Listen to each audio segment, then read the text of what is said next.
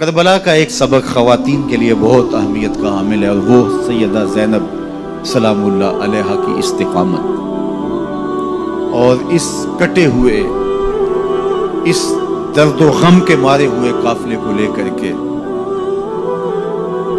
کوفہ سے قادسی اور وہاں سے دمشق اور وہاں سے شہر حبیب تک پہنچنا اور ان کی ڈھارس بنانا، اس کو تسکین دینا، یہ کتنا مشکل مرحلہ تھا۔ خواتین کا کردار اسلام میں، دین میں، عظیم لوگوں کی پرورش میں، ان کی نشأت میں بہت اہم رہا ہے۔ آپ حضرت موسیٰ علیہ السلام کی کہانی پڑھ سکتے ہیں تو پہلے تذکرہ ان کی ماں کا آتا ہے۔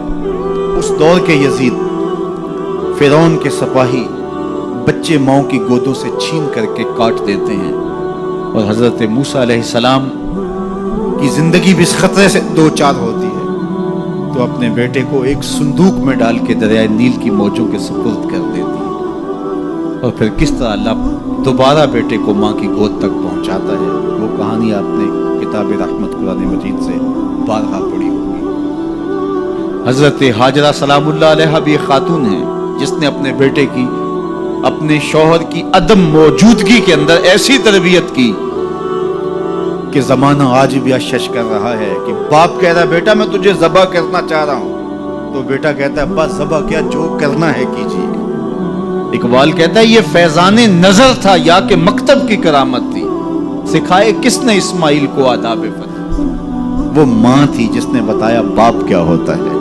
تو جب مائیں بیٹوں کو آداب فرزندی سکھاتے ہیں تو بیٹے شاہکار زمانے کا بنتا ہے۔ تو یہ ماں تھی جس کا کردار سیدہ ہاجرہ سلام اللہ علیہا، حضرت مریم سلام اللہ علیہا کا کردار دیکھیے۔ حضرت عیسیٰ کی کہانی شروع ہوتی ہے تو پہلے ذکر سیدہ مریم کا آتا ہے۔ تو یہ بات ذہن میں رکھیے گا کہ خواتین کا کردار ناقابل فراموش ہے۔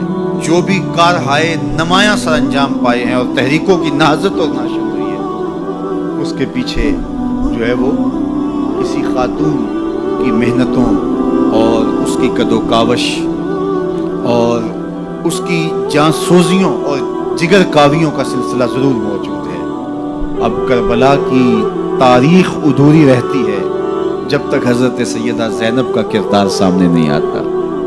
میں ایک جملہ کہوں اور وہ یہ کہ حضرت امام حسین رضی اللہ تعالی عنہ نے کربلا فتح کیا ہے، زینب نے شام فتح کیا ہے۔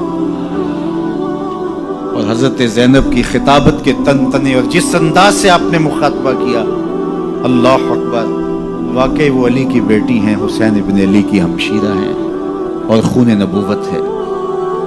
تو کربلا کا یہ درس ہمیں کبھی بھی بھولنا نہیں چاہیے کہ خواتین کا ایک کردار ہوتا ہے اور اس کردار کو جب وہ فراموش نہیں ہونے دیتی تو اس کے دیر پا اثرات مرتب ہوتے ہیں۔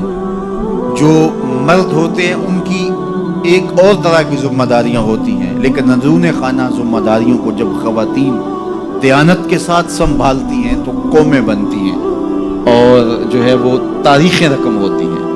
تو حضرت زینب سلام اللہ علیہا کا کردار ایک عصمت شعار، ماحول اور تقدس مآب معاشرت کی تشکیل کا سبب اور ذریعہ ہے، اور آپ کربلا سے لے کر مدینے تک کس طرح سے اس قافلے کی رہنمائی کرتی ہیں۔